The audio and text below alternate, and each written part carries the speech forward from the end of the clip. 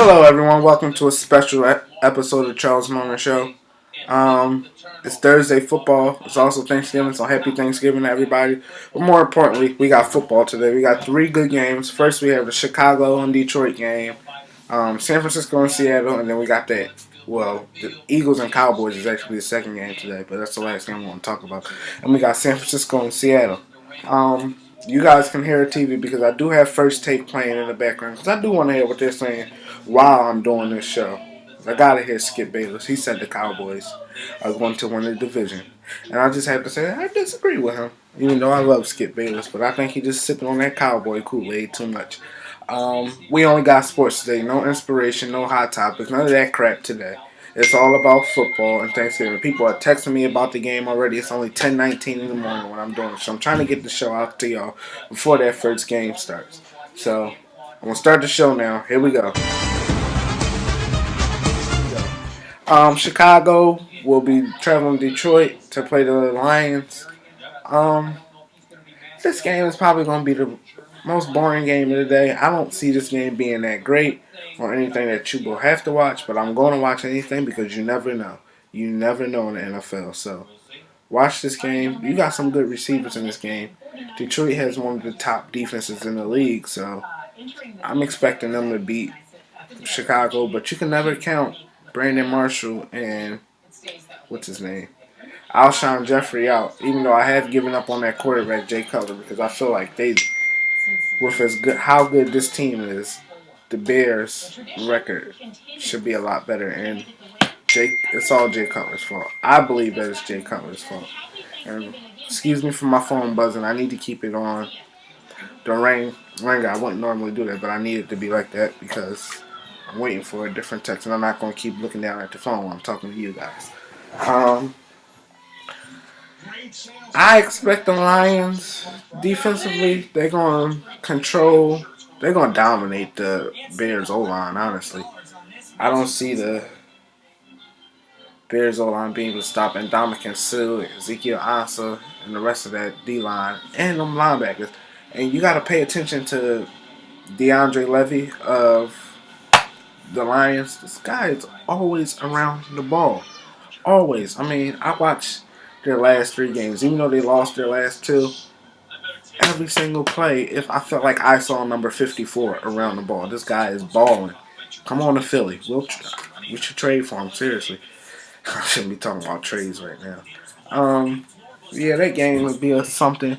Then we got that San Francisco-Seattle game, which is the last game of the night, 8:30 on NBC. I'm expecting this to be a goodie. The thing about the San Francisco-Seattle games is both of these teams are so much alike. It doesn't make any type of sense. I mean, both of them have very good defenses. Even with injuries, they have good defenses. Even with players not being there that they had last year, they have good defenses. Um, I'm honestly looking forward to Michael Crabtree versus Richard Sherman because, as you all remember, last year at the end of that NFC Championship game, Richard Sherman said, "Don't try me. Don't you ever put a sorry receiver like Crabtree on me. Don't try me like that. I'm the best." So let's see if he's really the best. Cause I hope Jim Harbaugh and who's their offensive coordinator? Vic Fangio's their Greg Roman. Jim Harbaugh and Greg Roman go out there and they call an aggressive game and attack Richard Sherman. I want to see if he's really the best because I think this year he's showing that he's really not the best corner in the league. The way he's been giving up passes and touchdowns and catches. I don't even think he has an interception this year. Well, I could be wrong about that. I'm not sure, but I don't think he has an interception this year. Not as many as he had last year. And that could be because teams stopped throwing to him. But I don't think so because teams have been attacking Richard Sherman. The running game on both teams. The running game on both teams is spectacular. I mean, you got Marshawn Lynch beast mode, who has been running like a madman the last couple of weeks. I mean, he's been having his best rushing games this year than he's had all the rest of his time in the NFL. I mean, 150 yards, 140 something yards, and 100 yards. I think he got like 4 straight 100-yard games. Not last week. I think he got 100 last week. Or no, the week before that against Kansas City. But other than that, he's been doing some pretty good, hard, tough runs. Some punishing running, like knocking the defender out type running.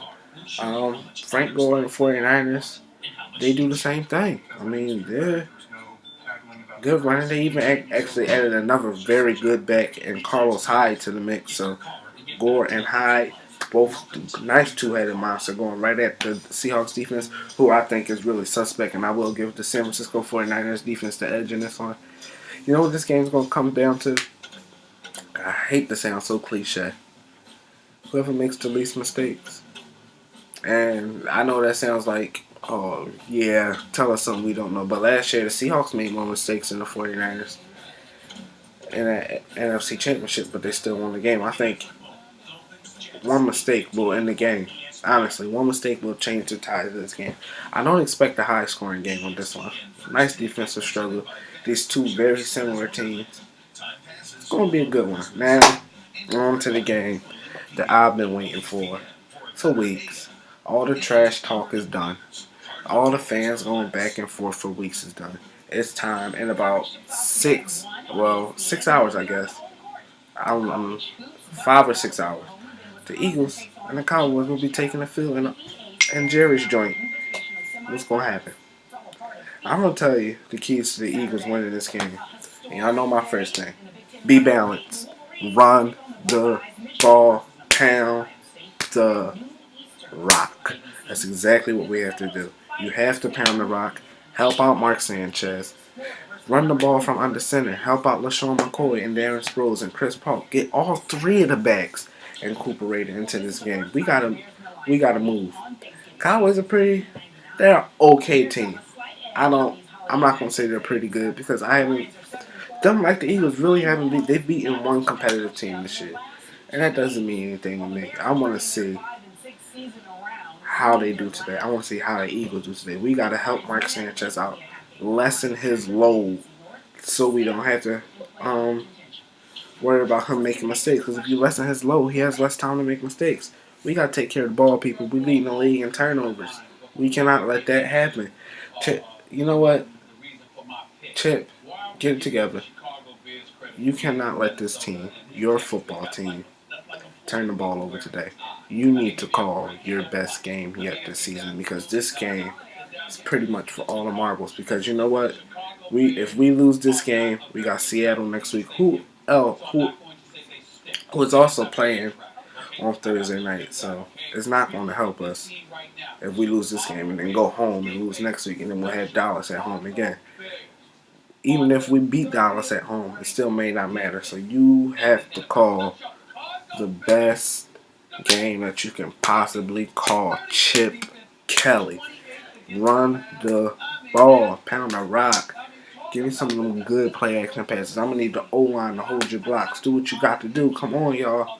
This game means so much. Even if both teams are 1-12 right now. Or not 1-12. 1-10 right now. I'll still be saying this thing because it's the Cowboys and it means a lot. Billy Davis, first of all, keep that bum Kerry Williams off the field. Get him out of here. Matter of fact, I hope y'all left him at home and Philly. Let him go eat dinner with his family. Hopefully he won't mess up there. Blitz the hell out of the Cowboys, man. You got to get to that O-line. They like to do that stretch play with DeMarco Murray, but he gets a lot of his yards going right in between the tackles. Send that pressure in between the tackles. Force him to get to the outside and contain him. That's hard, but we got to get some inside pressure. Look at what Washington did. Look at what Jim Haslett did against the Cowboys. And we're a better team than Washington. I believe that. Better team defensively, offensively. We got to try to duplicate what they did. And it's not like the Cowboys are that great of a team, and I'm talking like they are, which is making me a little bit mad right now at my own self because they're not that great. We got to get that inside pressure. Make them put the ball in Tony Romo's hands. And, I didn't see that Giants game on Sunday night, but I swear to you, if y'all give Tony Romo 7 seconds in the pocket, without him even having to move around, him just standing, touchdown Brian, like the play-by-play caller did, I'm going to lose my mind. Oh, man, tomorrow's show will be so bad that I won't tell anybody who usually watches the show just skip past the sports section. except for the sports fans. Just skip past the sports segment because it's going to be so bad. Again, I have on my list, be balanced. Let me tell you why I say this. The Cowboys run pass ratio, and this is why the Cowboys have been so successful this year. Cowboys run pass ratio is 34 runs and 33.5 passes. That's the huge reason for success. Tony Romo doesn't have to have the ball in his hand so much. The Eagles run pass ratio is 32.5 runs and 49.6 passes. How the hell they winning any games? I don't know how we got 8 wins with run pass ratio that bad. We got to get it together, y'all. Come on. We're the Philadelphia Eagles. We got to come here, go into Dallas, kick some Cowboy ass, and then go home. And Benny Logan, I don't appreciate you running your mouth during the week. You let your... I got on the Giants players for talking trash when we played against them. I don't appreciate you running your mouth. Because you ain't even doing that good. You haven't even been that good your whole career. What, 2 years? You ain't that good, so you ain't got no room to talk. So shut up. Shut your mouth. Stop running your mouth. Because I'm tired. We don't do that. We go out there and we play. And I understand this is a rivalry game. Shut up. And you know what? I will. Let me tell you something. The Eagles lose this game. I hope they release Benny Logan for running his fat mouth. Big fat mouth. Because he talking about the Cowboys offensive line isn't great. Parts of me is hoping that the Cowboys offensive line shut him down. But I hope they don't. He better. My eyes are on number 96 Benny Logan. You better hope that you. I want you to cause some havoc. You better do something. Talking trash like you all that. You ain't all that. Trust me, you ain't all that. I know for a fact you ain't all that. I don't even know why we picked you. But that's... Just shut up. I'm just going to get my picks and the show will be over. I'm going to pick Detroit over Chicago, San Francisco over Seattle, and Philadelphia over Dallas. Hopefully we have some good games of football today. Alright, so it's Thanksgiving. I hope everybody enjoys their time with their families. I hope nobody is working. And if you are, enjoy your time with your work family because your work is your home away from home. I'm thankful for you all watching this show every week, sharing this show every week, subscribing to my channel every week. I'm thankful for all my friends that I've met at college who are making this college year better than last year, which I enjoy college so much better. And I think it has a lot to do with my new group of friends. Well, not new group of friends, but the newer friends that I've acquired. Thankful for my family, of course. They're all great. I'm thankful for everybody. I'm thankful for breathing, oxygen, some water, Gotta have my Deer Park water. I love it. I'm thankful for everything, and I just hope everyone has a pleasant, happy break today. Thanksgiving today. I love you all. Thank you for watching this show today. Even if you aren't a sports fan and you only come for inspiration or you only come for hot topics, I hope you watch. I hope you learned something. I hope you enjoyed. See you later.